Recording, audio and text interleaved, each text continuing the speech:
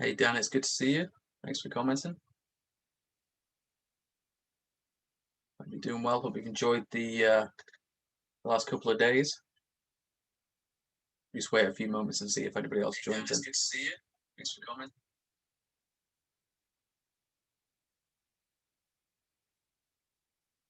Don't hear my own voice. Okay. Hello, Carsten. Good to see you. Thanks for commenting. Hope you're all doing well. So again, I've got the same setup as before. I've got my main computer screen up here and Facebook off to the side. So you'll see me looking backwards and forwards. Any questions as we go along, any comments, just post them and I'll answer them at the end. Just wait another 30 seconds or so and get started.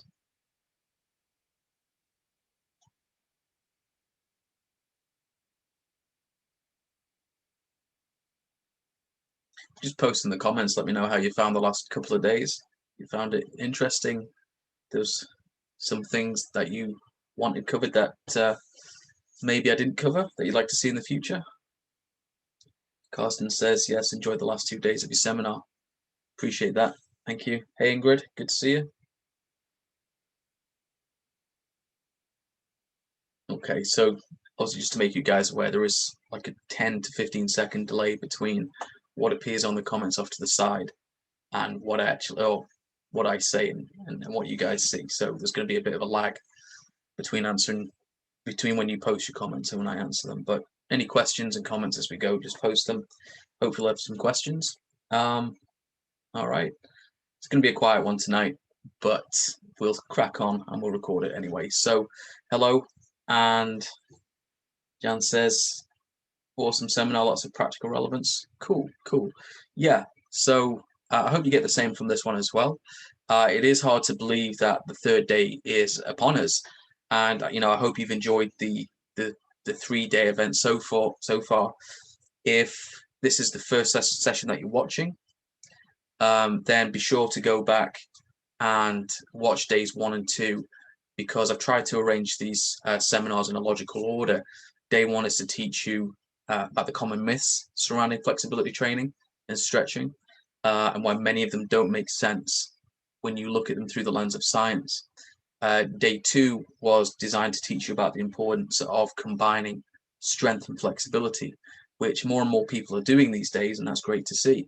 And today's session is really just to help you understand some things that can improve your abilities to coach this stuff and really anything else to other people. Christina says, great content. I'm looking forward to the Master Flexibility course. Yeah, awesome. Everything you've seen over these last 3 days is really just a snapshot into what the Master Flexibility Trainer course teaches. So if you want to get into the stuff at a really deep level and understand it, whether it's for yourself or for coaching other people, then there's still some spots available.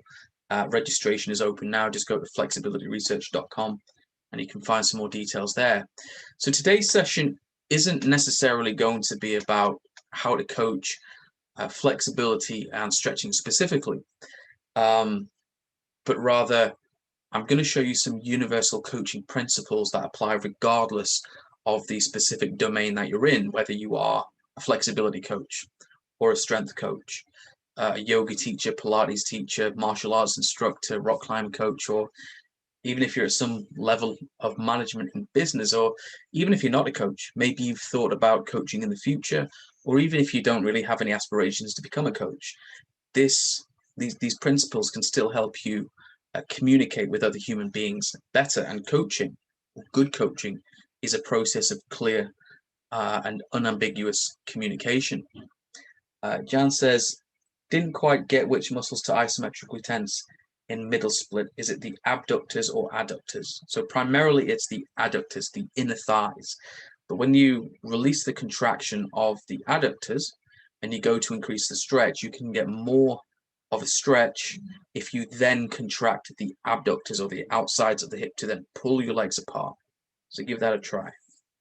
If you were here for the flexibility strength session yesterday, or you're watching it back on replay, you'll know that the video was split into two parts because for some very strange and unknown reason, Facebook decided to block the live stream halfway through. Because strangely it thought that 21 seconds of the video, it was infringing on some copyright claim made by some Bangladeshi TV station. Which is just odd. I've never seen Bangladeshi TV. Everything I create is original content. And the crazy amount of censorship that happens on this platform is one of the reasons why I'm really not all that active on Facebook. But I've created this group because I know a lot of you do use it. And I want to make this information as accessible as possible for you. But because Facebook and Instagram are always changing their algorithms, not only does it make it harder for me and other content creators to share things with you and get exposure, it makes it harder for you to find the information. And that difficulty in accessing information is only going to get worse, I think, because unfortunately the way things are going, the changing algorithms and the censorship are only going to get worse. This is one of the primary reasons why the Master Flexibility Trainer course is hosted on its own private forum.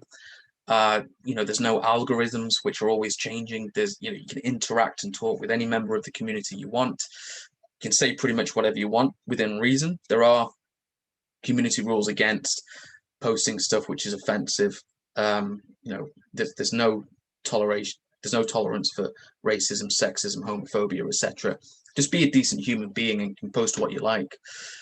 But it's really good because people will pose questions, and sometimes it'll be about stuff that I don't have a lot of experience in. And there will be members of the community, because my specialty is flexibility training, right? But there'll be members of the community who are learning about flexibility, but they are maybe a specialist in sports therapy, right? Or osteopathy or injury rehabilitation. And they can interact and provide that guidance too. So that's another really cool thing about the flexibility research community. If Facebook does decide to block this live stream again and we lose the connection, if I realize it, I'll restart it. If not, I'll just carry on to the end and the recording will be available to you. Hey Wayne, good to see you, my friend. Hope you're doing well. Cool.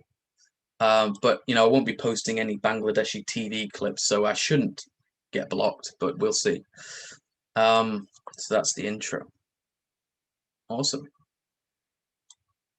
So the first thing I want to talk about in this webinar/workshop is a common myth that many coaches they tend to fall for, and which is that we're supposed to have all of the answers before we even know how a person is going to respond to the things we're going to ask them to do, right? But the human body doesn't come with an instruction manual. You don't know how person A is going to respond to, say, 3 sets of isometrics, and just because they might be physically very similar to another person you've coached in the past, their reactions to the stimulus might be, and usually are, completely different, right? And so you have to tailor what happens next after that initial stimulus along the training pathway according to how their body responds to it, rather than how you think they will or they should respond. And this is why having predetermined training programs where you lay out the exact number of sets and repetitions and loads precisely for the next 12 weeks doesn't make sense. And unfortunately, a lot of coaches design their programs that way, or they build their services around this pre-packaged model. And this type of approach is often called the one-size-fits-all model, and sometimes it's disparagingly called the cookie cutter model, right?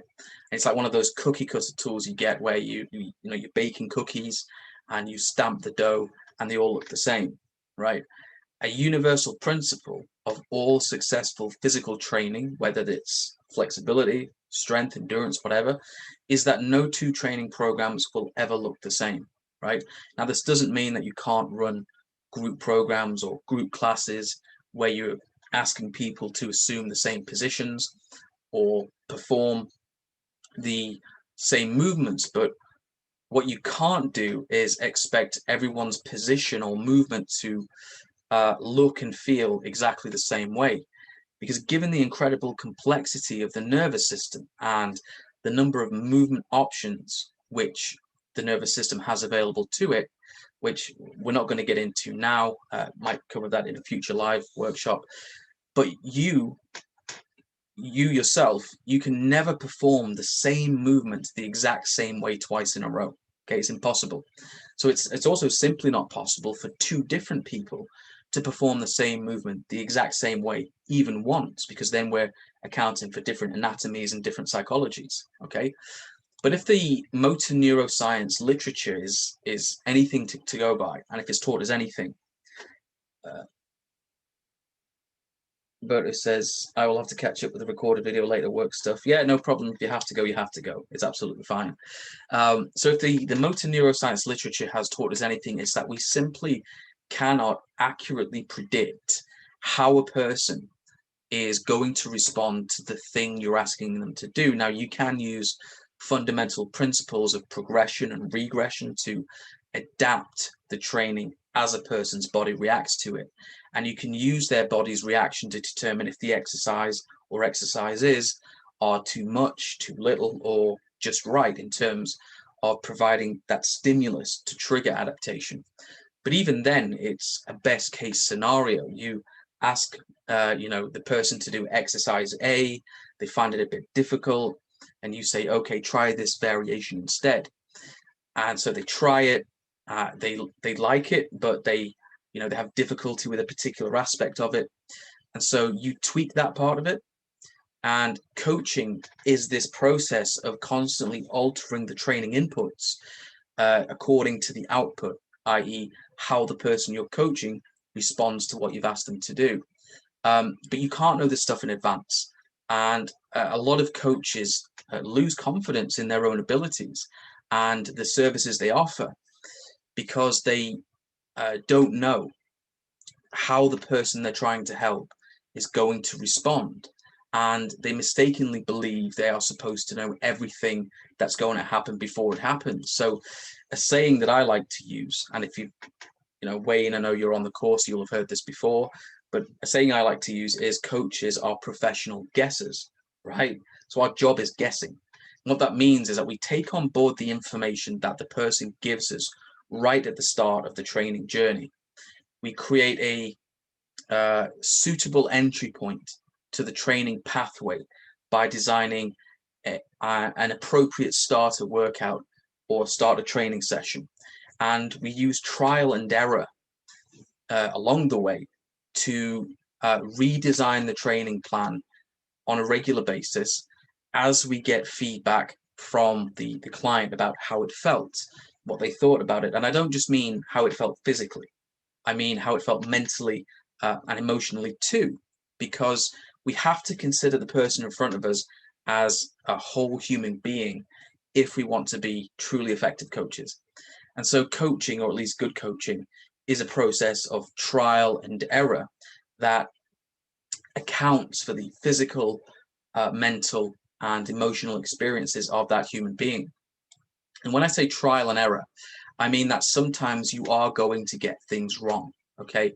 You're going to make coaching decisions that perhaps don't get the most effective result, but that's absolutely fine. You are only human, right? Like I said, and you cannot possibly predict how the other person is going to react to the training stimulus.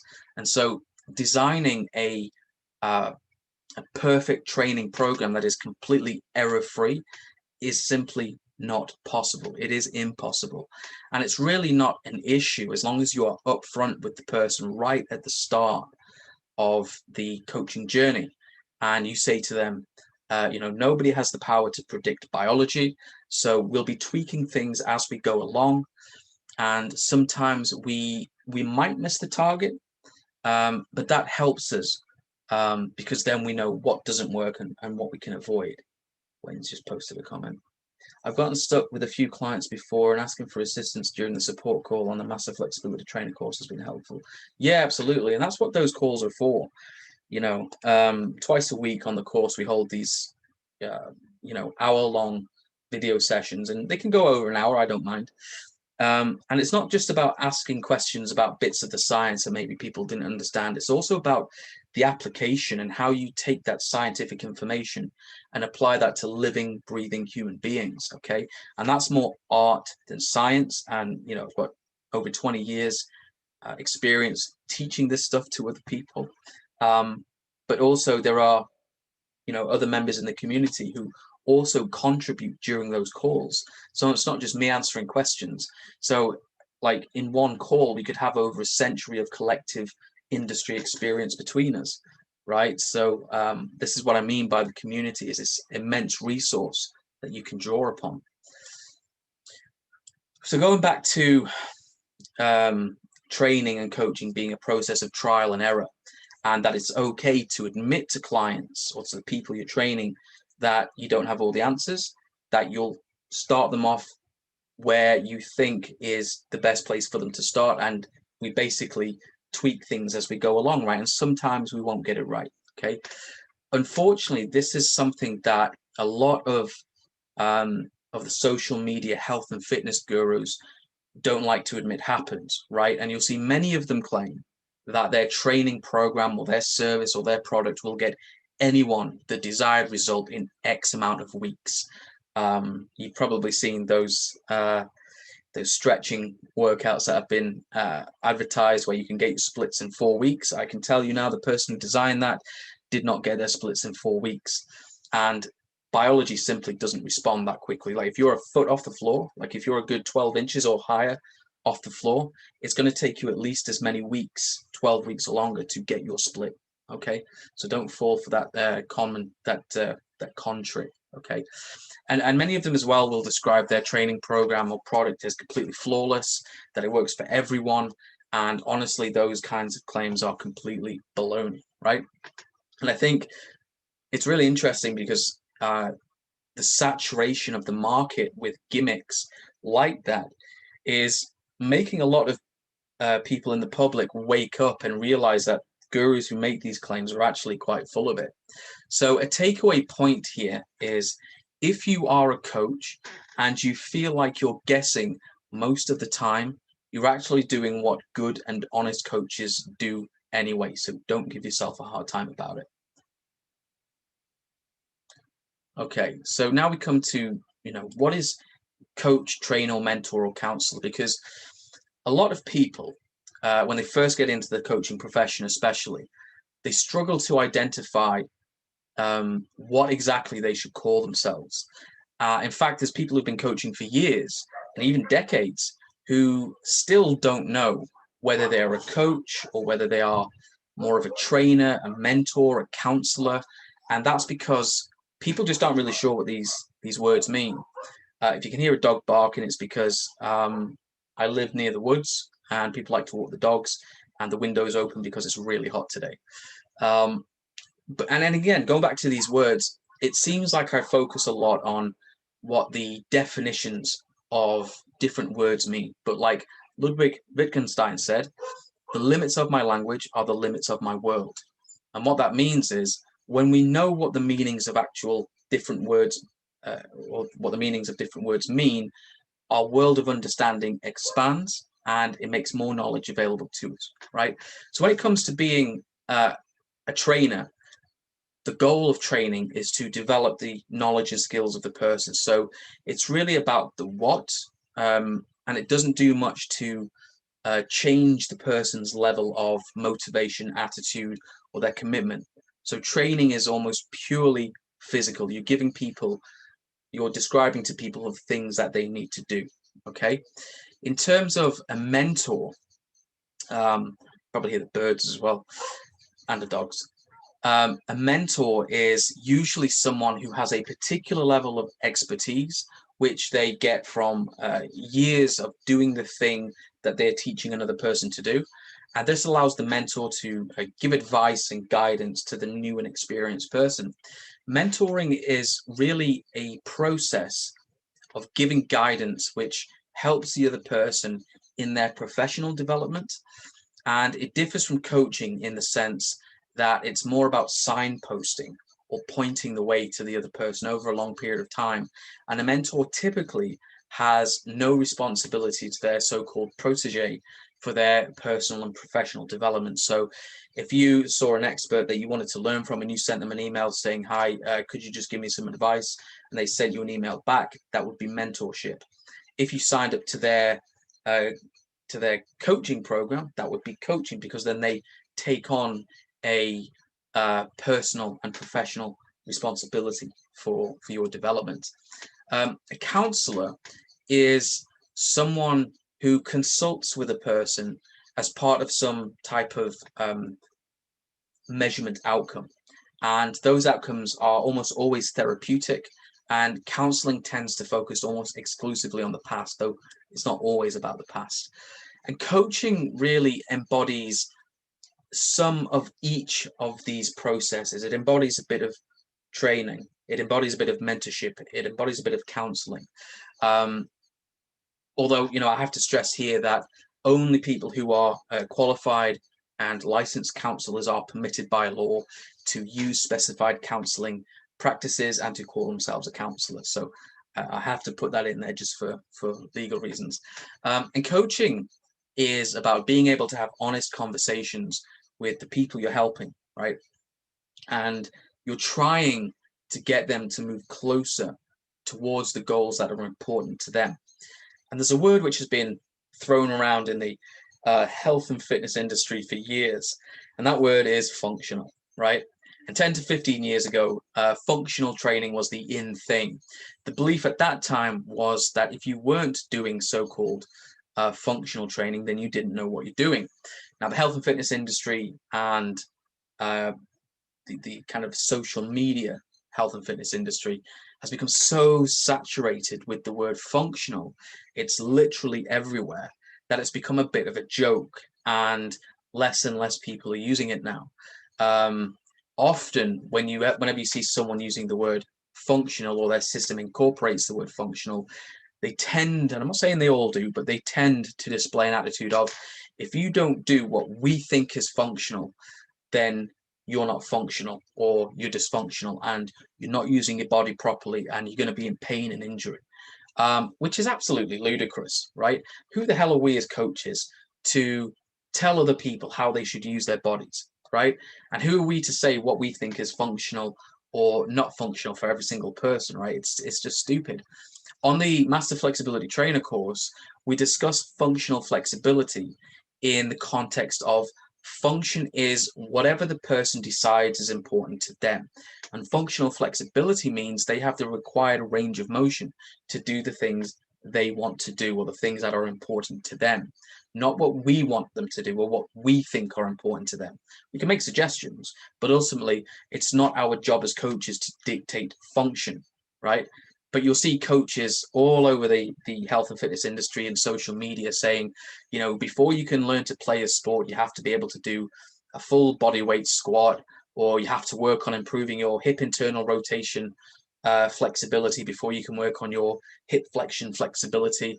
And these attitudes and statements are utterly moronic and very arrogant as well. So I think some people need to get down off their functional high horses. So our job as coaches is to find out what the client's hopes and aspirations are, because they are the so-called rough materials or raw ingredients that go into forming a person's goals. And we will agree realistic and achievable goals with them.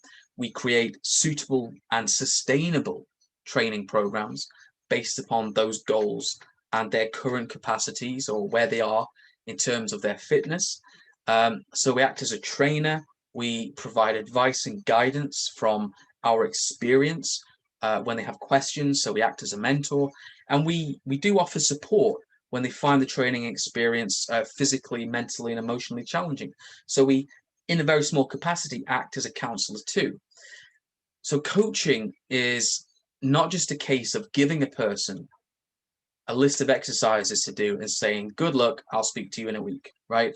It's a process of being fully involved and committed to helping the person succeed and caring about their goals as much as they care about them.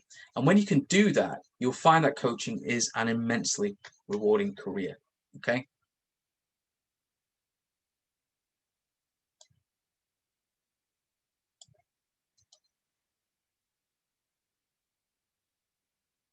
Cool. So right now we're going to talk about the environment, and I don't mean conservation, so don't worry, I'm not going to rant on to you about carbon footprints. A lot of coaches, especially new coaches, get hung up on the specifics of the exercises or the things people should um, physically be doing in training in order to stimulate the desired adaptations that help a client move towards the goals that are important to them.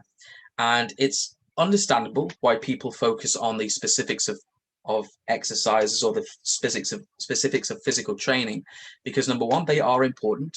And number two, the industry is filled with so much noise about how this exercise is better than that exercise, or this method is more effective than that method, and so on. And so this message that you have to focus on the what, right? Or the exercises you're doing is just forced down everybody's throats.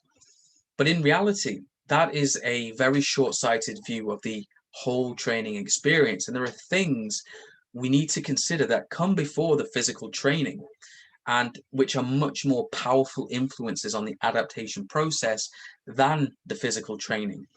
We have to consider those in order to make the person achieving their goals a realistic proposition.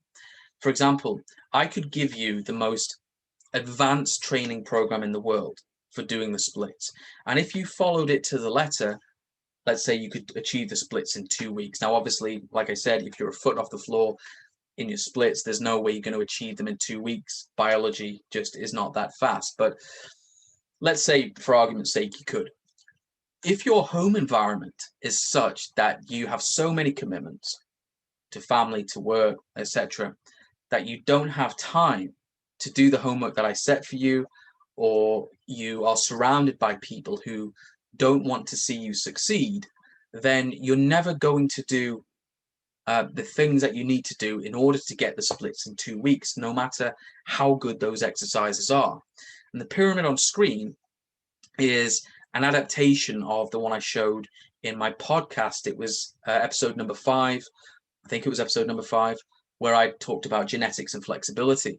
And if you haven't listened to the podcast or watched it on YouTube, you can search for it by searching for Flexibility Focus. And I do have more podcast episodes coming out in the next few weeks. So that's something else to look forward to. We can see that adaptation sits at the top. And that's the thing we want to achieve, be it greater range of motion, more strength, better endurance, or whatever. But we can only get that by doing the appropriate physical training necessary to provide enough of a stimulation so that it triggers adaptation in the body. Our ability and desire to do the physical training is driven by our behavior. And that, that comes down to the choices we make, our lifestyle habits, whether we choose to drink alcohol or be teetotal, whether we choose to smoke or not smoke, whether we choose to be a runner or a weightlifter, and so on. And our behavior is primarily driven by our psychology. And our psychology incorporates all of the mental and emotional functions of the brain and mind that contribute to your personality. This includes your likes, your dislikes, your hopes, your fears, your current level of self-esteem, and so forth, and your personality, which drives your behavior and ultimately your decision making, is cultivated in a very large part by your environment. And your environment includes both past and present environments. It's the environment you grew up in as a child, which includes the parenting style of your guardians, as well as the resources that were available to you or which were unavailable. And these can have a huge influence on how you think and behave as an adult. And many instances of low self-esteem, doubt, and lack of confidence in our adulthood stem from traumas that occurred in our childhood. And in many cases, these traumatic experiences, and that can be as something as what seems as simple as one of your parents just not hugging you one time because they were too busy doing a report for work.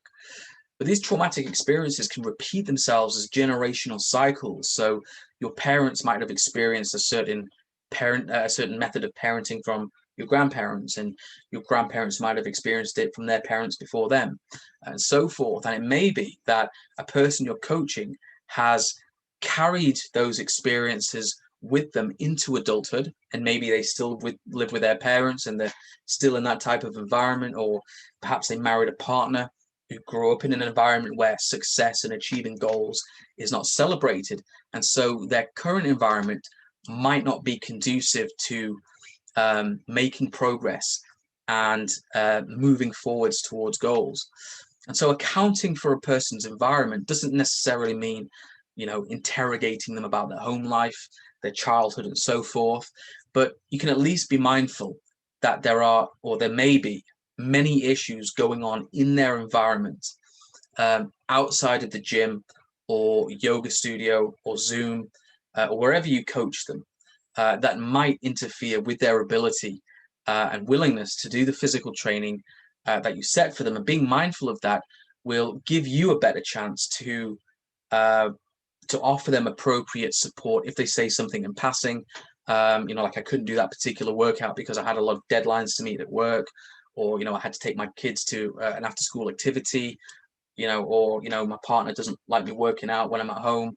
Then you at least know that perhaps they can't train as many times as someone else who doesn't have as many things that demand their time and attention, or you can set up some kind of arrangement where they're not working out at home if their family member doesn't approve.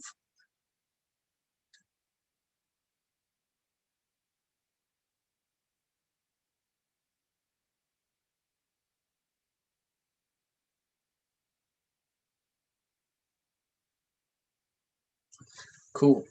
So as time goes on and you build good rapport with the person you're coaching, you can ask more probing questions about their environment outside of the gym or studio or Zoom, that will give you more of an insight into their history and their current situation. But in the beginning, when you're first building rapport with a new client, it's really more about listening, being attentive, and being open to changing the training program if something crops up that will interfere with their ability to train. Okay.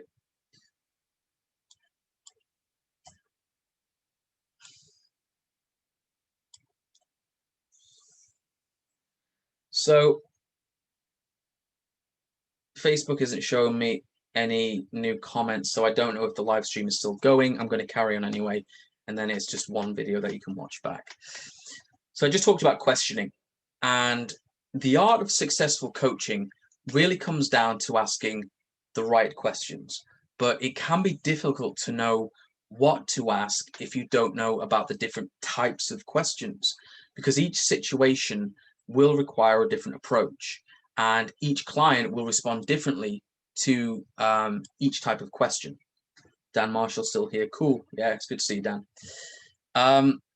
And the key to good coaching is not only questioning, but like I said on the previous slide, it's also about listening and actively listening, right? Not just waiting your turn to speak, but listening and basing your next questions on the answer that the other person gives you. And again, it goes back to this whole process of trial and error and being a professional guesser, which, whereby you provide a stimulus. In this case, the stimulus would be a question. The other person responds to that in a particular way. They give you an answer, and your next question is based upon that information, right? Asking questions and designing training are the exact same kind of process. So on screen, you can see some of the most common types of questioning techniques, right? So we have open and closed questions, also called open-ended and closed-ended. And these are probably the most common types of questions that get used. In closed questions, as the name suggests, you're basically looking for a one-word answer, usually yes or no. For example, you could say, do you want to get flexible? To which the person is essentially forced into a corner where they have to give an answer yes or no. In open questions, you're inviting the other person to give a longer or more individualized answer. For example, you could ask, what things have you tried in the past to get flexible? And they give you more information about their previous training experience, which will direct your line of thinking towards other methods that might potentially be more effective for them. That's just one example. Neither open or closed questioning is better than the other. So a lot of people say open-ended questioning is better than closed. That's not necessarily the case. Each can be useful or useless depending on the situation. A closed question can give you exactly the information you need, which is handy when you're short on time. But open questions do involve the other person more, and they can be useful for generating conversation and starting the process of building rapport. Okay. Another way that you can focus on asking questions, or another way you can ask questions, is by focusing more on the person's emotional connection to the subject matter. And you can do that by using provocative and evocative questions. Okay, a provocative question is one in which you excite the other person and stimulate their thought processes and conversations. For example, rather than saying to someone, do you want to be flexible? You could say, what would happen if you had the flexibility you want? And that those kind of what if questions are very, very powerful for getting the client engaged in the training process, because you'll get some clients that come along and say, I want to get flexible. And you're like, cool, like, why do you want to be flexible? And they'll be like, I don't know, just cause. Okay, so sometimes you have to draw that out of them. Evocative questions kind of pull the person in and help them bring things to their mind, and they're useful if, like I say, they struggle to answer a provocative question. For example, you could have asked a provocative question, what would happen if you had the flexibility to do the things you want? And they might genuinely have struggled to answer it, even though deep down they know they need more flexibility. So you could then say, how different would your life be if you had the flexibility to play football with your kids without pain? Okay, so evocative questions are great, and they tie the question to something that will trigger an emotional response in the client or the other person. But it is sometimes difficult to ask evocative questions without first having a bit of background information about the other person. So you might have to do a little bit of digging with open and closed questions so you can find some emotional cue to upon which to base your evocative questioning. So if you're doing a client consultation for the first time, you could start with open and closed questions just to get that baseline information. And once you start to build a picture and the other person becomes more relaxed with you and you're building rapport, that's when you can start going into provocative and evocative questions to develop that buy-in. Socratic questioning is named after the famous Greek philosopher Socrates. And this is a method of asking questions that helps the other person to develop critical thinking skills and to become more of a creative thinker.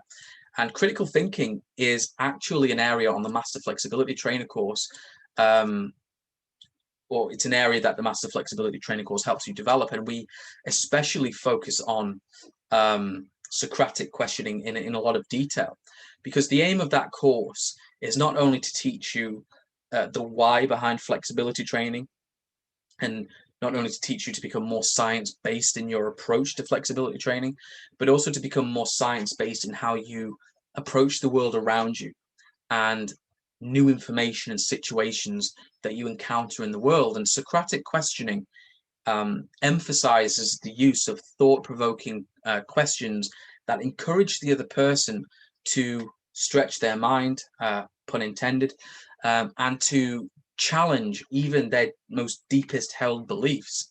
And these types of questions are open-ended in nature.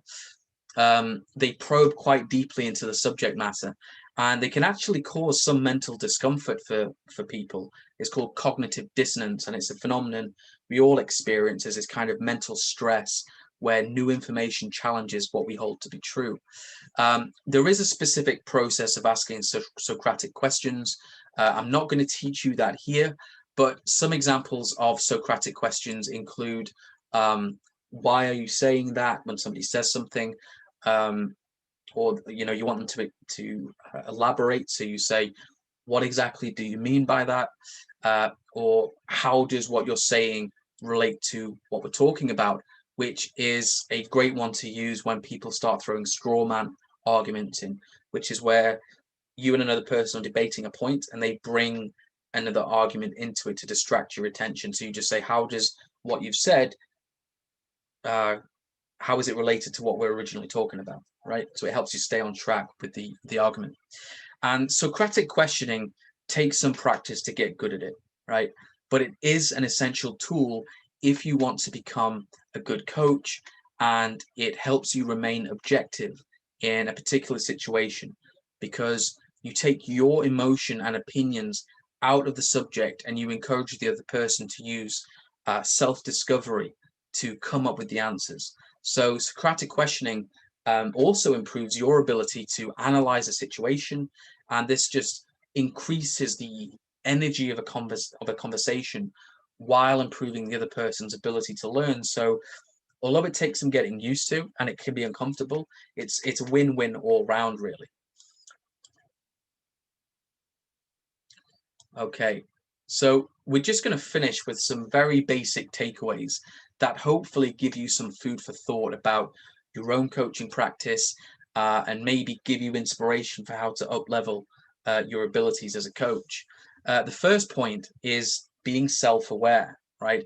And this means really knowing yourself, your limitations, the style of how you coach other people, and how other people themselves perceive the way you are coaching them. So it can be a good idea to do a few dry run sessions or a few practice sessions with friends and family members so they can give you feedback on your coaching style.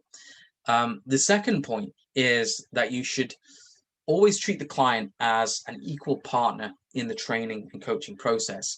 I come from a martial arts background, and it's very common to see that very one-sided, old school teacher-student relationship, in which the instructor says and the student does, right? And although I think some people do respond better to the old school martial arts tough love approach, other people don't. They prefer and respond better to a more lenient style. So you have to be flexible in your approach, pun intended again. But above all else, no matter what kind of style you use, you have to make the client feel listened to and valued as much as you value your own opinion. Okay. And that takes us to the third point, which is that as a coach, your primary role is to listen and understand to the client's point of view. Okay. And if a client is unable to do an exercise, or they skipped a scheduled workout, it can be very easy, and I've done this myself, okay, to become judgmental and criticize them, maybe even think of them as weak-willed, right? But there could be a very good reason why they couldn't do the exercise or why they had to miss the workout. And being able to actively listen and understand what they're telling you is vital to working this stuff out, right? And to being a good coach. As a coach, your job will involve helping the client to find solutions to their problems. But often when people seek out a coach, in many cases, they're really not sure, or they're really not clear on what their problems actually are, right? Even with flexibility training, you might have somebody come to you and say, I want you to teach me to be flexible. That's okay. Well, what type of flexibility do they want? Where do they want it? What do they want to use it for? Right.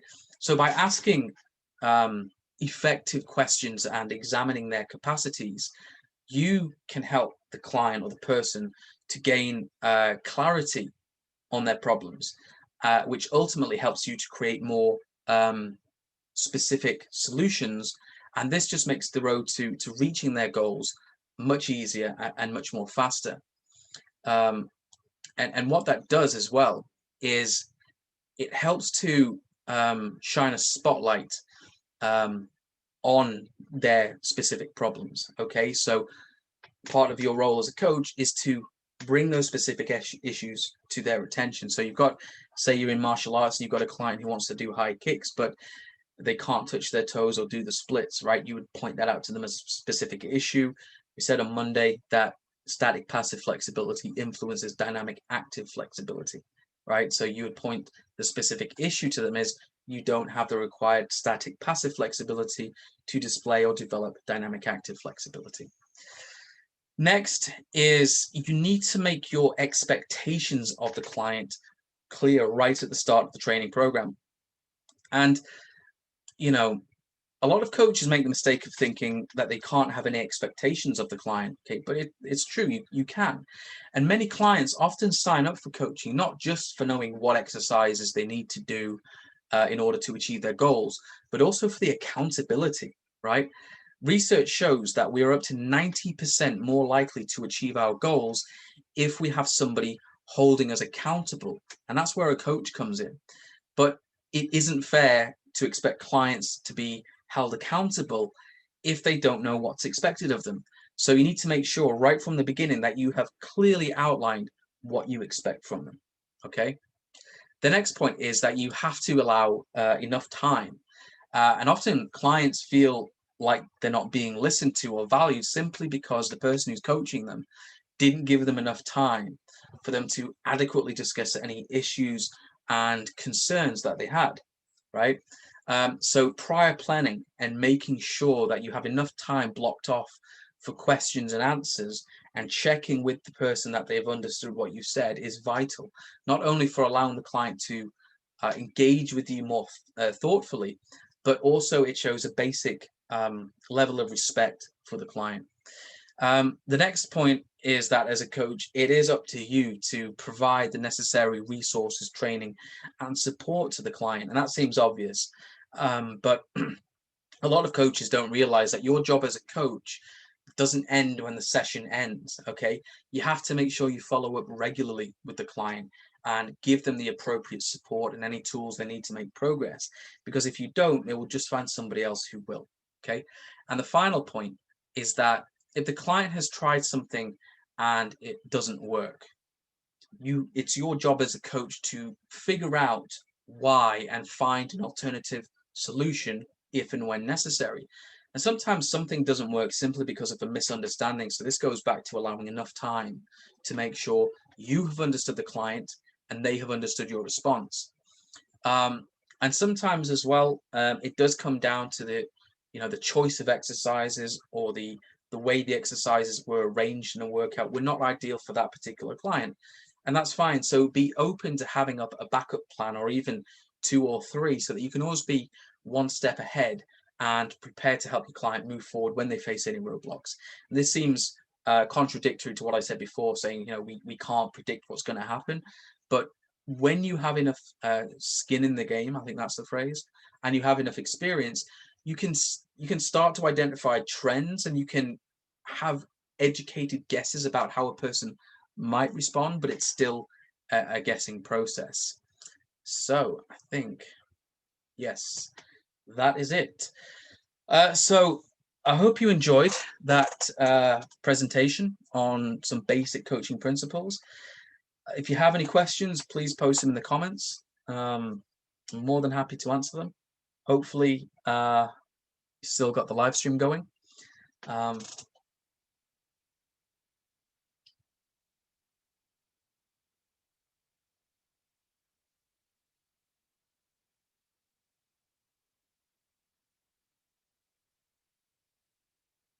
So while I'm just waiting for some comments to appear, I'll just quickly mention the Master Flexibility Trainer course. I talked about it in a bit of detail yesterday.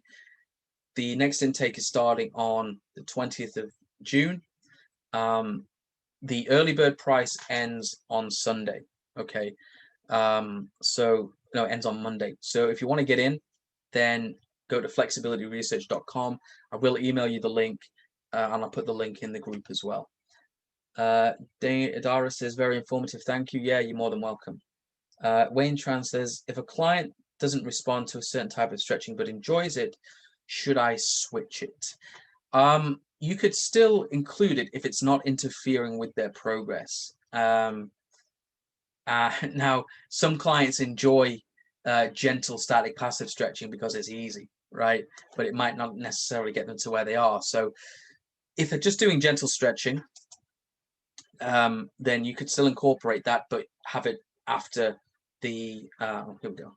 For example, they enjoy doing static passive stretching, but found that they respond better to static active stretching. Should I continue with static passive or switch to static active? No, I would say if they hate static active, I would say keep the static passive in there as a bargaining chip. Okay. It's likely that if static passive isn't working for them, it's simply because they're not doing it intense enough, right? And people tend to not to like static passive because it's either they have to sit in the stretch for a long time, so mental boredom sets in, or they have to stretch with a high level of intensity, so it's the constant torque stretching that we talk about on the course.